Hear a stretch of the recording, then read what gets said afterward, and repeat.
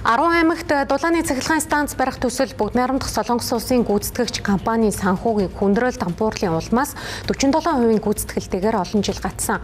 Үүний улмаас тухайн орон нутгууд төлөвлөсөн дулааны их үүсвэртэй болох зам агаарын бохирлыг бууруулах, эрчим хүчний найдвартай хангамжийг сайжруулах зорилт тоочлоод байсан юм. Харин засгийн газар өнөөдрийн тухайн төслийг бүрэн дуусгахаар шийдвэрлэж, шаардлагатай 400 гаруй тэрбум төгрөгийн санхүүжилтийг 2027 оны улсын төсөвт тусган шийдвэрлэхээр боллоо.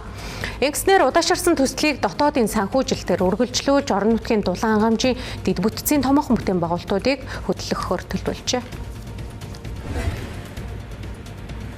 Ямар ч үсэн дулааны 10 аймагт барьж байгаа дулааны станцыг улсын төсөвт суулгаад, эх оны улсын төсөвт суулгаад богино хугацаанд ашиглалтанд оруулъя гэсэн шийдвэр гарсан. Тэгэхээр өөрөөр хэлбэл энэ гацсан ажлыг удаан гацаанд нь байлгаж болохгүй. Энэ хооронд бас үнгүүд нь шамшигдан ажил тасалдан тийм болохоор улсын төсөвт суулгаад цаг алдахгүй ашиглалтанд оруулахар шийдвэр гарсан байна. Хичнээн төгрөгийн санхүүжилт шаардлагатай нэгдүгээрт, хоёрдугаарт бас зээлийн асуудлаар яригдж байгаа тийм зээлийн хүү бодогдож байгаа. Энэ одоо яг гүйцэтгэхэд бол нэг 400 гаруй тэрбумын тийм 400 гаруй тэрбум төгрөгийн шинэ их усрын хэрэгтэй. Энийг улсын төсөвт тавиад үе шаттайгаар он дамнуулаад хийх төлөвлөгөөтэй байгаа. Тэгээ тийм тогтоол шийдвэрийг засгийн газраас гаргасан. Зээл авсан юм чинь хүүгийн төлөнд зардал гарч таарна. Тэгээ одоо энэ дээр харин тийм болохоор богино хугацаанд хурдан хэрэгжүүлэх ёстой юм байна. Ажил нь зогссон юм нэ зээл ингээд хүүтэй байж болохгүй.